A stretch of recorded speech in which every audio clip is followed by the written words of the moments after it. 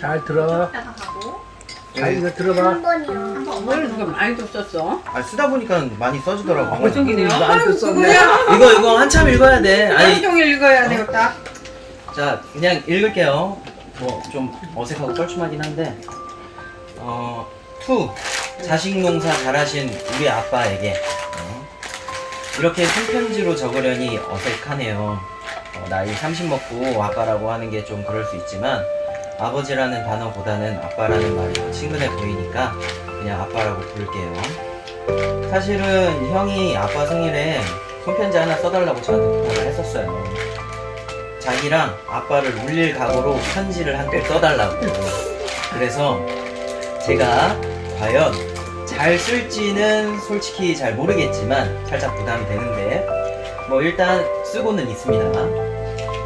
문득 제가 아빠한테 마지막으로 쓴 손편지가 언제였을까를 생각해보니 군 생활 때 썼던 게 마지막이지 않았나 싶어요.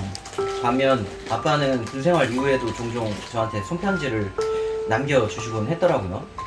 오랜만에 제가 받았던 편지들을 보다 보니 처음 받았던 편지가 2003년도에 초등학교 6학년이었는데 중학생 된다고 이제 중학생 되니까 정신 차리라고 했었던 편지가 있더라고요. 평소에 집에서 말도 없고 애교도 없고 불평불만만 많고 그리 올바르지 않은 학창시절을 보낸 것 같아서 마음고생을 많이 시킨 것 같은데 그래도 끝까지 믿어주시고 이렇게 혼자 건강하게 독립할 수 있게 키워주시고 물심양면 도와주셔서 항상 감사함을 느끼고 살고 있습니다. 그렇게 아빠가 써준 편지들을 읽으면서 진심 어린 충고들과 함께 뭐가 또 그렇게 미안하신지 미안하다는 말들이 굉장히 많이 쓰여 있더라고요. 이게 가족이란 게 좀 어쩔 수 없는 것 같아요. 미안하고 미안해도 서로에게 상처 주고 상처 받아도 결국엔 가족이니까 그래서 용서해야 되고 용서받으면서 마음 한켠에는 늘 짐을 지고 살아야 된다는 거. 더 주지 못해서 미안해하는 부모님의 마음 크고 나니까 그 모든 게 당연하게 생각했었던 것들인데 다른 가정들과 비교를 해보니 경험을 해보니 야 그래도 우리 집이 비록 유복하지는 않았어도 굉장히 사랑스럽고 화목한 가정이었구나 하면서 새삼 느끼게 됩니다. 그래도 우리 집에 빚은 없었잖아요. 두 아들 먹여 살리겠다고 반평생 넘게 희생하시고 새벽부터 밤까지 아파도 아픈 티 안 내고 쉼없이 두 아들만 바라보고 일들을 하셨는데 아직도 여전히 근면성실하게 일을 하고 계시는 모습이 되게 보기 좋기도 하면서 미안하기도 합니다. 형도 이제 가정을 이루고 저도 저 나름대로 독립해서 열심히 살고 있는데도 여전히 일을 하고 계시고 있잖아요. 성실하게. 아마도 본인들이 못했었던 것들, 못 배웠던 것들을 두 아들에게만큼은 할 수 있게 해주고 싶었을 것이고 어디 가서도 남 부끄럽지 않은 사람이 되길 바라며 열심히 지금까지 달려오신 거겠죠. 게다가 아빠는 더욱 아빠라는 존재가 그러니까 아빠라는 존재가 더욱 엄마라는 존재보다는 더 외롭고 무거운 삶의 짐을 짊어지고 있지 않았을까 싶어요. 물론 엄마도 집안일에 밥벌이에 남자 셋 키우느라 뒷바라지 하시면서 애교 많은 딸 하나 없이 많은 것들을 희생하고 또 외로웠겠지만 그래도 오늘은 아빠가 주인공이니까 그렇다고 칩시다. 커서 이해할 수 있는 것들을 그때는 왜 몰랐던 것인지 아니면 모른 척 했던 것인지 어리다는 핑계로 늘 모질고 상처만 주는 말들을 하고 행동도 많이 했던 것 같아요. 내가 주면 얘도 언제인가 제가 왜 이렇게 삐딱해졌을까, 얘도 웃어. 모질게 굴고 있을까, 집에서 답답함을 느끼고 있을까 하면서 진지하게 고민해 본 적이 있었어요. 나중에 커서 교육학도 배우고 심리학도 공부하면서 느낀 바로는 생각을 해보니 어렸을 때부터 유독 혼자 있던 시간이 길었던 것 같아요. 좋게 보면 자립심이 키워진 거라고도 볼 수 있는데 두 분 다 맞벌이셨고 형과는 나이 차이도 좀 있어서 아무래도 집에 혼자 있는 시간이 많았던 것 같아요. 그때는 그게 애정결핍인지 몰랐는데 지금 생각해보면 그런 것도 조금 있지 않았을까? 라는 생각도 듭니다. 그리고 사랑을 받고 사랑을 주는 방법이 서툴러서 그랬던 것 같아요. 지금도 마찬가지지만. 그래도 밤늦게 사온 통닭이나 붕어빵 같은 간식거리나 장난감이랑 같이 함께 놀아줬던 어렸을 때 그 아버지, 아빠의 따뜻한 기억이 마음 한켠에 남아 있어요. 그럼에도 불구하고 엄마한테도 그렇고 아빠한테도 그렇고 형한테도 그렇고 혼나기도 많이 혼나고 맞기도 엄청 맞았었어요. 물론 제가 맞을 짓을 워낙 많이 했었으니까 그랬겠죠. 그리고 또 그때는 서로의 대화가 서툴렀고 감정 표현이 서툴렀으니 아무래도 처벌이라는 수단을 많이 썼겠죠. 두 분도 자식을 길러본 것은 처음이었을 테니까 우리 아들들이 올바르게 잘 컸으면 좋겠는데 엇나가지 말라고 엇나가려고 할 때마다 어떻게 할지 모르니까 그래서 더 그랬던 거겠죠. 생각해 보니까 이런 것들이 어렸을 때부터 계속 쌓여 있었던 것 같아요. 무의식하게. 그래서 더 반항하고 싶었고 답답해하고 말수도 적어지고 그러지 않았나 싶고 어쩌면 그때 용기가 없어서 모든 것들을 회피하고 도망치고 싶었던 것일 수도 있겠네요. 두 분을 이해하기엔 너무 어렵고 대화에는 서툴렀으니 이 자리를 빌어서 다시 한 번 더 죄송하고 고맙고 우리 가족 모두 사랑한다는 말을 전하고 싶습니다. 그리고 또 아빠한테는 평생의 짐이 될 정도로 늘 여전히 무거운 게 하나 있습니다. 정말 운 좋게 아빠의 그 암을 일찍 발견하게 돼서 수술도 잘 됐고 완치해 가는 그 과정 속에서 근데 저는 여전히 철없고 못난 아들이었어서 병문안이나 간호도 제대로 해준 기억이 10손가락 아니 한 5손가락 남짓 정도밖에 안 되는 것 같아서 항상 마음의 짐을 가지고 있습니다. 수술도 잘 됐고 그런 막연한 안도감에 철없이 그때는 친구들과 함께 노는 게 더 재밌었던 것 같아요. 그때의 죄송스러움은 사실 말로 다 표현할 수 없을 정도로 물밀듯이 밀려오지만 시간이 이제 꽤 지나서 무뎌지고 희미해져 가는데도 그 감정만큼은 쉽게 무뎌지지가 않습니다. 그래서 더욱 지금까지 잘 이겨내 주시고 건강하게 있어주심에 너무나도 고맙고 감사하고 미안하고 사랑합니다. 고등학교 때 방황도 많이 했었죠.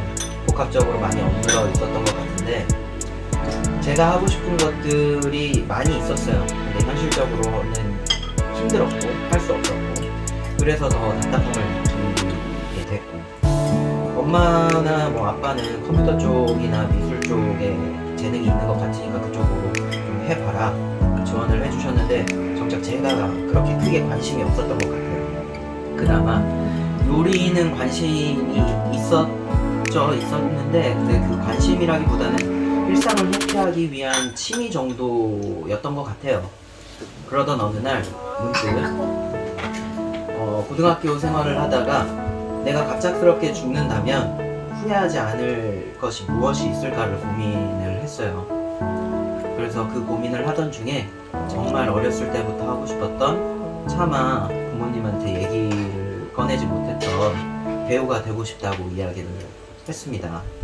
생각해보면 어렸을 때 앞에서 나가서 발표를 하거나 어떤 일을 진행해야 할 때 MC를 본다던가 또 글을 읽고 글을 분석하고 글을 쓰고 또 희곡 수업을 들을 때 캐릭터에 맞게 연기를 하면서 친구들이 좋아하고 또 집에서 보던 개그 코너를 따라하면서 주변을 즐겁게 하고 분위기를 바꾸는 그런 일들로 칭찬도 많이 받았었고 상도 받은 적도 있으니까 그때 부모님은 어떻게 보면 제가 공부가 싫어서 도망칠 핑계를 찾는 것처럼 보였을 수도 있었겠지만 제가 말을 꺼낼 정도로 그때는 말 꺼낼 수 없을 정도로 덜 간절했고 용기가 부족했던 거였던 것 같아요. 근데 또 용기를 가지고 간절함을 느끼고 그렇게 말을 꺼냈었죠.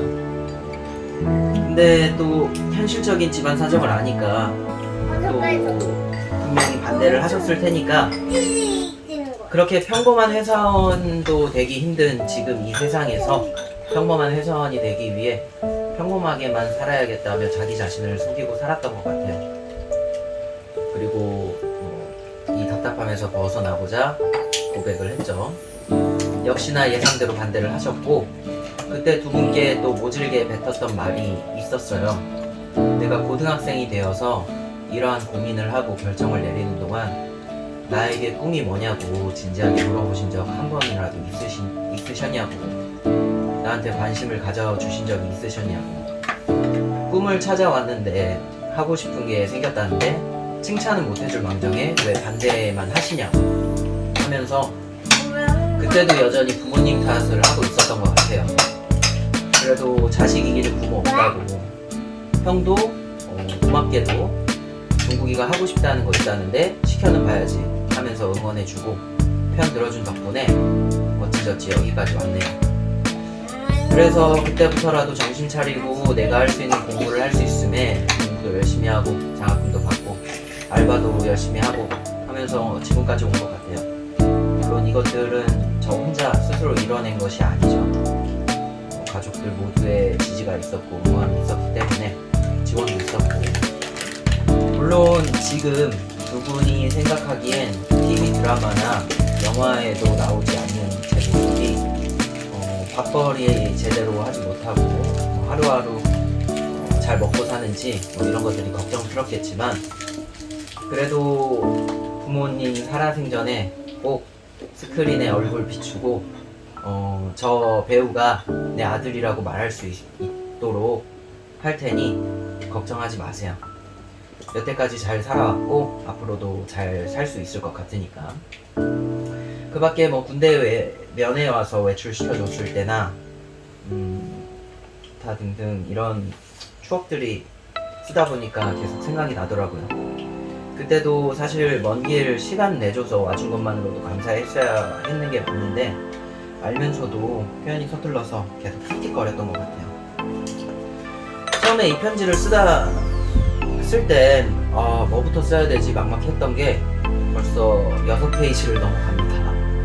계속 마음에 두었던 이야기만 하고 있어서 좀 그렇긴 하지만, 그래도 나름 이런 얘기를 꺼내서 고백하는 것도 의미가 있을 것 같아요.